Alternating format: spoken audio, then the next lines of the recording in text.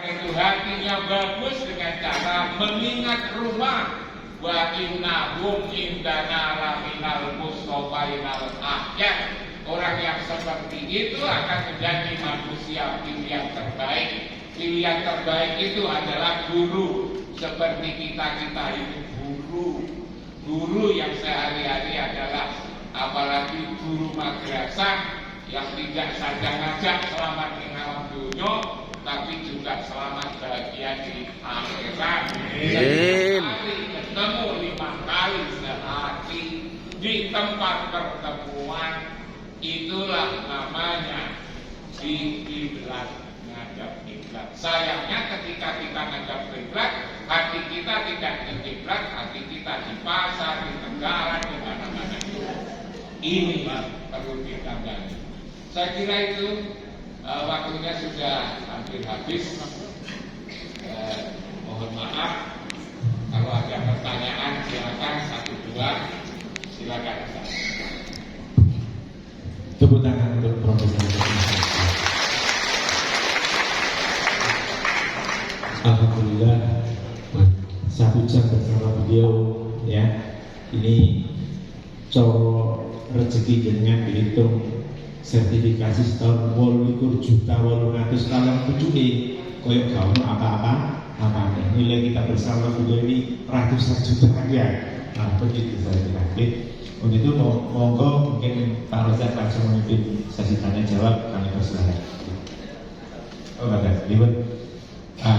Yang langsung dimulai sesi pertama pertanyaan. Oh dari Ibu. Ya. Assalamualaikum warahmatullahi wabarakatuh. Terima kasih atas waktu yang telah diberikan. Mohon maaf Bapak Yai, saya mau tanya ini, wiridan apa yang dilakukan agar sholat itu selalu ingat kepada Allah? Mohon ini saya minta ijazah. Kalau saya sholat itu pasti pada ada teman-teman itu sekeliling dong, mangan gitu kan. Ngapun nggak jadi makan buat minggu malam.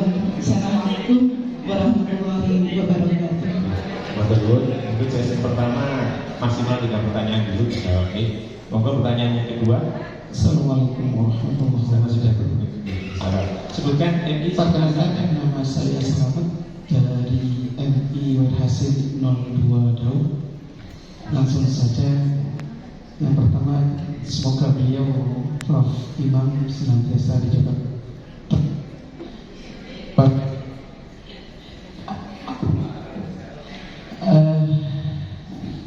Langsung saja, beliau tadi bercerita mulai bahwa beliau dari MI juga, saya juga.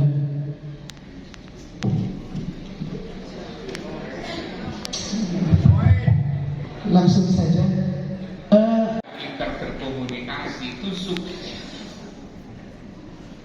Jadi satu kata komunikasi. Hanya komunikasi dengan siapa? Komunikasi dengan Allah namanya sholat. Komunikasi dengan Rasul namanya sholawat. Komunikasi dengan sesama namanya silaturahmi atau silaturahim. Jadi salat, sholat, sholawat, silaturahmi ini kunci sebetulnya. Tapi memang ini harus serius. Ini harus serius. Saya punya cerita sedikit ini. Betapa pentingnya sholawat. 9 tahun yang lalu, saya ini kalau tidur yang kanan itu di bawah, 5 menit saya tidak betah. Berbulan-bulan kalau tidur saya itu galak ini atau di kiri. Kalau ke kanan tidak bisa, panas. 5 menit itu panas. Saya biarkan saja, karena ketika itu saya pikir itu sakitnya orang tua. Umur saya waktu itu sudah 65 tahun. Vertigo atau apalah kalau orang tua. Tapi ternyata tanpa saya nengok ini, itu sakit. Akhirnya saya oleh teman disuruh konsultasi ke dokter Daniel. Dokter Daniel itu ada di Jakarta, dokter ahli bedah kepala. Dia satu di antara 3 jagoan bedah kepala di Indonesia. Itu namanya dokter Daniel. Prakteknya itu di rumah sakit primer. Rumah sakit primer itu gede di Jakarta. Saya datang ke sana. Saya tunjukkan keluar saya, lalu diperiksa pakai manual, dan kelihatan ada apa, tak ketemu. Akhirnya saya dimasukkan di MRI,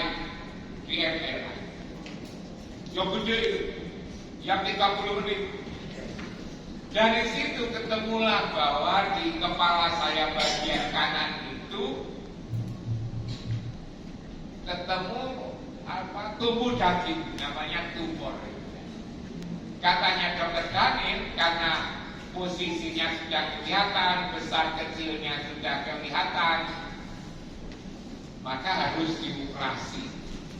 Saya tanya, kalau itu dioperasi, kira-kira sembuh tidak dokter? Ya kita usahakan. Secara khawatir kok masih diusahakan. Lalu kira-kira yang berat apa dokter? Kalau kepala ini dibedah? Karena usia Prof. Imam sudah 65 tahun lebih usia. Nah, akhirnya saya putuskan, dokter, tidak usah dioperasi. Rasulullah dulu umurnya 63 sudah wafat. Saya sudah 65 tahun. Nah, daripada saya dioperasi nanti lalu tidak sembuh, atau sembuh tapi ada yang kurang beres, lalu saya promo kan malah ditertawakan diri saya. Saya pilih sudah lebih baik mati saja. Saya sudah 65 tahun.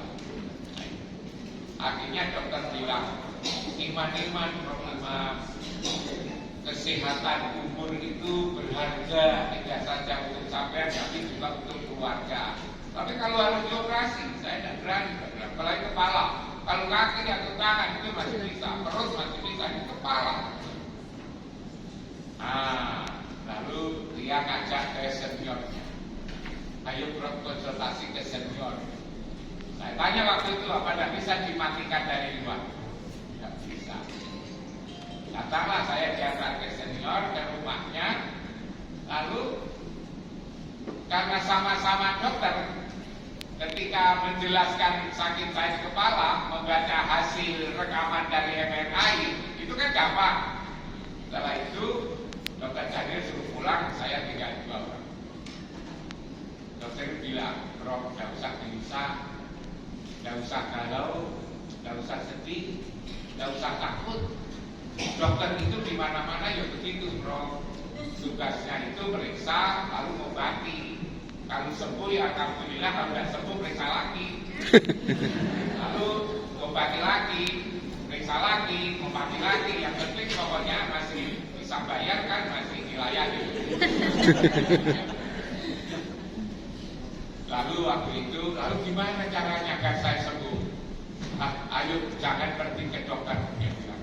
Lalu Prof percaya sama saya. Kemana? Ke orang yang bisa menyembuhkan. Tanpa periksa, tanpa obati. Datang ke rumah, ke tempat orang yang tanpa periksa, tanpa obati bisa menyembuhkan. Lalu siapa dokter? Rasulullah Muhammad Sallallahu Alaihi Wasallam. Lalu gimana caranya ke sana? Ya ke tempat beliau. Tempat beliau di mana? Kalau tubuhnya di Madinah, kalau ruhannya tidak di Madinah, ruhannya itu ada di jantung alam, di pusat dunia, di sumbu alam. Kalau Injil menyebutnya sumbu alam, kalau Quran menyebutnya baik. Di mana dokter kau tahu?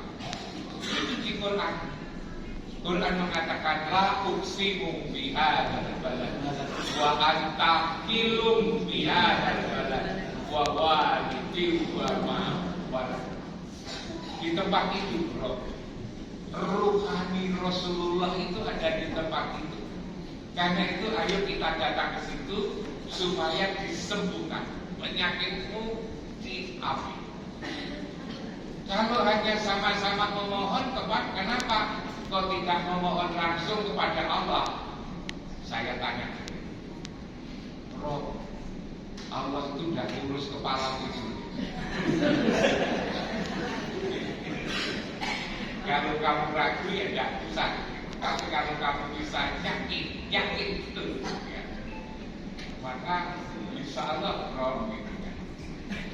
Nah,